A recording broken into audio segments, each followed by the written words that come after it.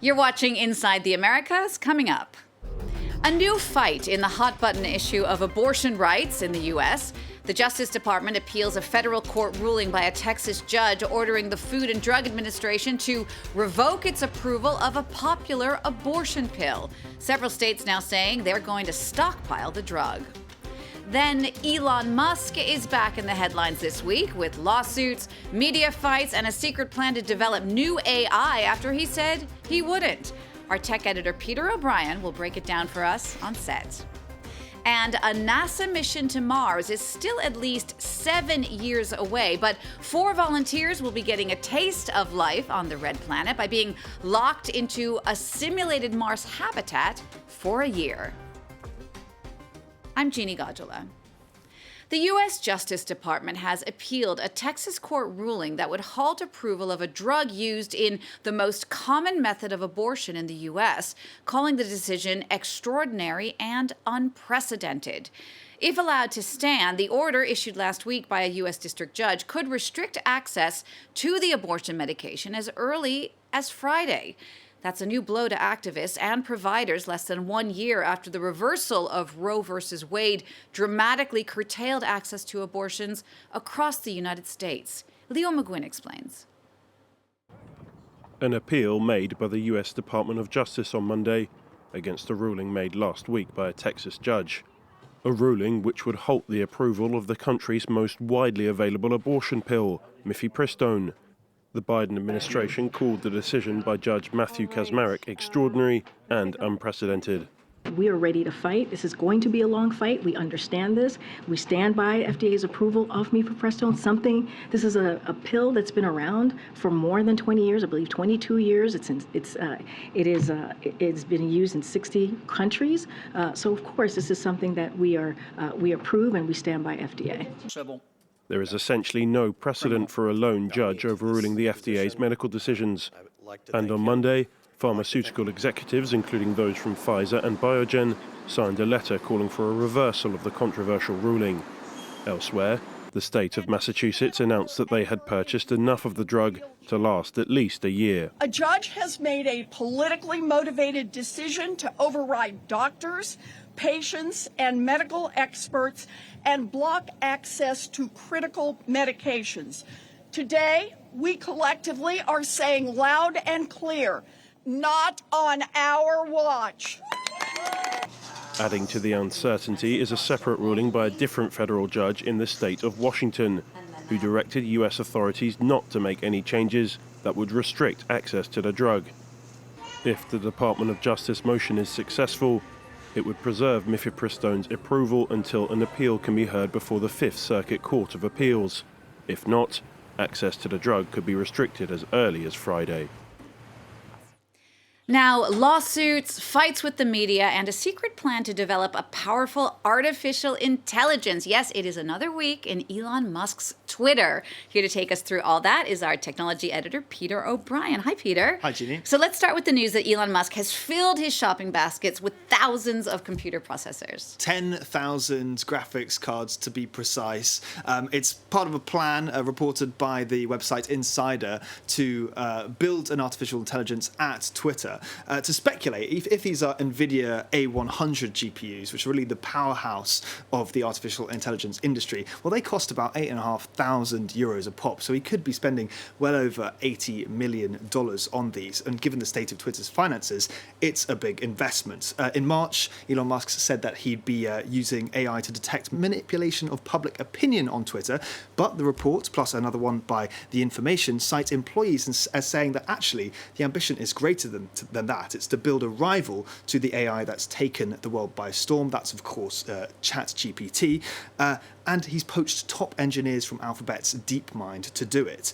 Remember that Musk actually co-founded OpenAI back before 2018 when he left it. That's the company that made ChatGPT. And for years, he's been very worried about the way that AI development is going. He's called it one of the biggest risks to civilization and actually says it could become more dangerous than nuclear weapons. I'm sure, like Twitter, he believes he can be the one to fix it. In the meantime, the lawsuits are racking up, this time from former executives. Yeah, so what's interesting about this latest lawsuit is that it reveals that the US Justice Department has been investigating Twitter recently. And we know this because former CEO Parag Agrawal, as well as the company's former chief legal and financial officers, they claim that they're owed a total of more than $1 million related to the jobs from which they were fired by Elon Musk. So the nature of the Justice Department investigation, we don't quite know yet. But what we do know is that the Securities and Exchange Commission have been looking into Musk's purchase of Twitter shares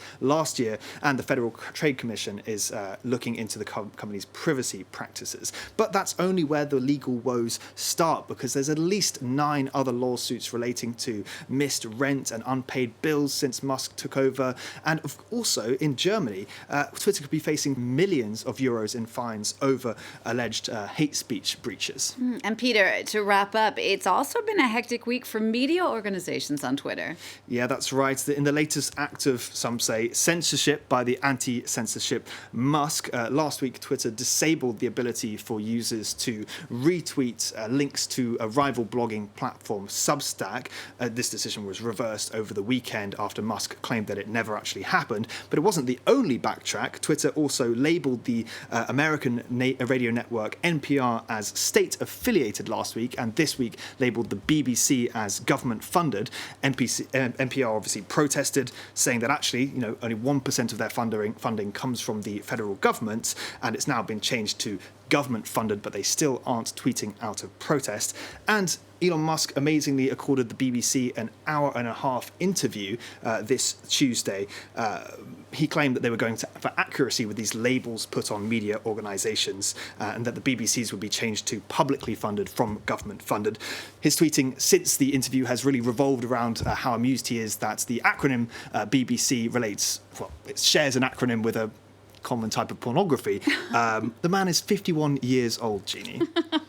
All right, Peter, thanks for that look at Elon Musk and all that's been going on in that man's life. Peter O'Brien, our tech editor on France 24. Thank you. All right, it's time now for our number of the week, 100. This week marked 100 days in office for Brazilian President Luiz Inácio Lula da Silva. It's been no honeymoon, though. For one thing, this is Lula's 3rd time around as leader of South America's most populous nation. Our Brian Quinn takes a look back at Lula's first 100 days. 3rd time's the charm. For Lula da Silva, though, his 3rd term began in less than charming fashion. A week after his inauguration, a mob loyal to his defeated predecessor Jair Bolsonaro stormed government buildings, hoping to incite a military coup that would undo Lula's slim election victory. Among the major challenges of his first 100 days in office has been reducing the power of the pro-Bolsonaro military in politics and restoring faith in the country's democratic institutions. The day after the riots, representatives of the 3 powers marched together from the presidential palace to the federal Supreme Court, passing through the National Congress to say loud and clear, no to fascism and yes to democracy. Lula has restored social programs aimed at fighting poverty and hunger that were gutted under Bolsonaro, including a welfare cash grant program, a nationwide home-building drive, and expanding access to medical care. Those progressive policies require funding, and thus economic growth. To that end, Lula has been pushing Brazil's independent central bank to lower its key interest rate. Currently at 14%, it's one of the highest in the world. Business leaders have welcomed efforts to rein in budget deficits, but growth is still projected at under 1% this year, down from nearly 3% last year. And while inflation has fallen to its lowest rate since 2021, opinions remain divided on Lula's economic scorecard. I can't complain about Lula. So far, so good. The price of food has already gone down a little. He's not doing much. Businesses are closing. The economy is not advancing. Lula has also pledged to stop deforestation in the Amazon, launching efforts to protect the indigenous Yanomami people and evicting illegal gold mining camps that have devastated rivers and forests. He's also reactivated the Amazon Fund, Europe's main mechanism for investing in conservation projects there. Environmentalists, though, say much more will need to be done after years of Bolsonaro weakening environmental regulations. According to polling, Lula's approval rating after 100 days is at just 38%, only slightly higher than Bolsonaro's after the same period. Some science news for you now, and NASA is in the early stages of planning for the first ever human mission to Mars. Now, that's not set to happen till 2030 at the earliest, but NASA has already unveiled a Mars simulation habitat where 4 volunteers will live for an entire year without coming outside. Gavin Lee takes a look. On the Mars surface, this is a fuel cell. A planet recreated. This is a weather station. In miniature. Otherwise known as Mars in a sandbox, with all the kit the astronauts will need on the surface, including a brick-making machine and a reconfigured treadmill to simulate the planet's lesser gravity. 4 volunteers will be living here for a year. Part of the activities for a Mars mission would be, besides the geology and exploration, building and maintaining that infrastructure for life on Mars. For a quick tour around this 3D printed dome, there are 4 small bedrooms with supplementary TV and board games. Now we're moving into the workspace. It's a mini office with an attached robot station and 2 bathrooms. Life will get tough for those chosen to take part. That we can have crew in isolation and confinement with Mars realistic restrictions, and we can really start to understand how those restrictions are associated with their health and performance over that year. Food and even water will be restricted to watch how the volunteers perform and how and if they actually get on with each other. And they'll use a crop area to grow their own leafy greens. They're also figuring out what samples and souvenirs they can get hold of. What will we prioritize to bring back to Earth, since, payloads are always limited, and how much they can bring back. And so this is another aspect of the work they'll be doing to be Mars realistic. 3 Mariner spacecraft have flown by Mars in recent years. The search for life on the Red Planet has gone on for decades, with the first successful space probe landing in the 70s. Now, with Elon Musk's SpaceX joining NASA, these space pods may become the hotels of the future. We'll leave you now in Canada, where the annual Slush Cup and Cardboard Canoe Race just took place in Alberta.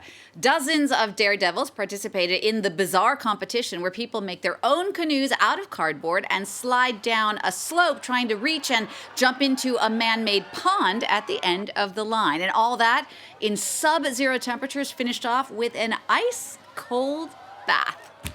Those crazy Canadians. All right, we'll leave you with that. Thanks for watching Inside the Americas. We'll see you next time for more.